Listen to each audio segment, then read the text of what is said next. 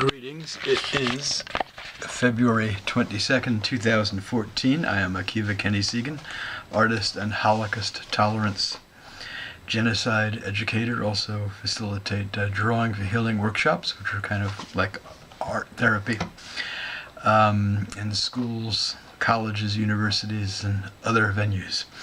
I'm going to read an op-ed viewpoint that I wrote that was published in Seattle's Jewish Transcript newspaper on April 27, 2001.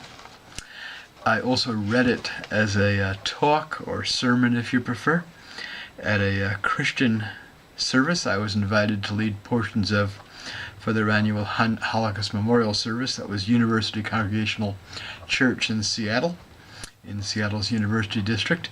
The senior pastor for the invite, since retired from there, Reverend Dr. Donald MacKenzie, and I asked D'vorah Kost, who is a member of Congregation A.K.Segan, where I also worship, Seattle's Renewal denomination congregation, to join me with the music portions of the service. The op-ed and talk were titled the same naturally, Emailing God for Remembrance, special to the transcript by Akiva Segan. Twice last week, I received an email about God and the Holocaust Jewish victims. Holocaust Remembrance Day was last week. This is the email. Quote, "In remembrance, Holocaust Remembrance Day, May 2nd, 2001. Please wait 20 seconds before you close this email. This message asks you to do one small act to remember the 6 million Jewish lives that were lost during the Holocaust. Send this message to everyone you know who is Jewish. If we reach the goal of reaching 6 million email names before May 2nd, we will fulfill and give back to God what He gave to us. 6 million Jews who are alive today who remember those who perished. Please send this message to as many Jews as you know. Ask them to send it to others. I do not know how it will be known when this email reaches 6 million Jews, but nevertheless, it is always good to remember." End of quote. The first time I read it, my reaction was anger. This is obscene, crossed my mind, nearly perverse. Why? By having 6 million of today's Jews email each other ad infinitum, we don't, quote, give back to God, end of quote, what was taken from us by human evil and human silence. As a lecturer in schools, colleges, and other places on the Holocaust, I always introduce my presentations by asking students to think about the ethical and moral choices that most adults faced at the time of the Holocaust. The Holocaust did not have to happen. What is appropriate and what is wasteful for Yom HaShoah? Yom is the Hebrew word for day, Shoah is the Holocaust. For Jews and anyone else who receives that email to simply forward it must be one of the laziest and easiest ways to honor the victims of the genocide. It's hard enough having people feel fulfilled by watching Schindler's List and feel as if they've, quote, taken care of that obligation to honor the murdered Jews and then move on.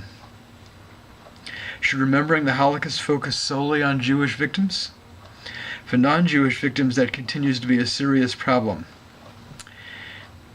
In addition to the Jews, 500,000 Roma and Sinti, aka Gypsies, and 250,000 mentally and physically disabled Germans, I should have added Austrians, were targeted for death. They were Protestants and Catholics, by the way, and also murdered. The disabled Germans, and a precursor to the mass murder of Europe's Jews and Gypsies, had German, I will also add Austrian, teachers, professors, doctors, lawyers, and judges who knew yet remained silent, spoken out loudly and forcefully. It's entirely possible the murder of the Jews that followed might not have happened. Let us not forget that 1 to 1.5 million non-Jewish Poles and 2 million Soviet prisoners of war were murdered. There were thousands of homosexuals, Jehovah's Witnesses, political prisoners, especially trade unionists and labor activists, socialists and communists who, while not targeted for death, perished as the result of inhumane and barbaric treatment while prisoners in concentration camps. There were Christian lay people and clergy of conscience who spoke out against the Nazis in Germany, and those who harbored Jews, and some of these good people were arrested and some were executed for doing the morally just thing. What about more traditional ways of memorializing the victims? The name readings that go on in communities around the country, including downtown Seattle last week, make young student readers feel as if they are doing something important. But are they? High school and college students and their adult leaders will read unpronounceable names, for English speakers, of villages, towns, and cities in Poland and other countries whose Jewish populations were decimated. Many will read the names of individual victims. But what will they learn about who the victims were? Will they learn about their communities and culture, how they worship God, their literature, theater, their lively newspapers, their educational methods, their prosperity and their poverty, their birth and death rituals and everything in between that make someone's life? What will they learn about the political, religious, and social climate that encouraged the perpetrators and the silence of 99% of Europe's adult population between 1933 and 1945? Holocaust memorials don't teach either. I visited the Auschwitz Museum and walked around the remains of barracks and some of the vast expanse that make up its larger sister camp, Birkenau, in Poland. I've seen bones coming out of the barren earth. Yet nowhere does a non-Jewish visitor learn a thing about the Jewish people, Jewish life, or the Jewish faith. Is it any wonder that the disease of anti-Semitism in Poland continues on today, with scarcely several thousand, mostly elderly Jews there? What about the thriving state of building new outdoor Holocaust memorial sculptures? While they provide a measure of solace to the aging and dying community of Holocaust survivors and to their middle-aged children, they have the same inadequacies as the memorials at the sites of the death and concentration camps. In 25 years, after the World War II generation is gone, will these bronze and concrete statues and mausoleums be viewed any differently than war sculptures we see in city parks extolling heroes of World War I, the American Civil War, the Crimean War, and the 100 Years' War? When was that, you ask? I'd rather see students and their adult guides get involved in meaningful, interactive, and discussion-oriented presentations. Movie screenings in classrooms and auditoriums can be followed with group discussions. Children and youth can do performance readings of letters written by deported Jewish children, such as those from the orphanage at Izou in France.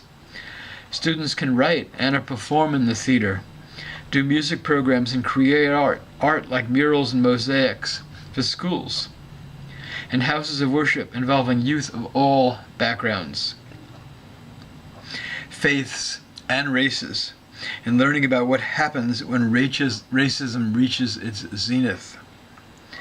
In the aftermath of the Holocaust, many survivors hoped that the world would learn great lessons from the horrors of Auschwitz. Yet there is no end to the cruelty and strife that afflicts us.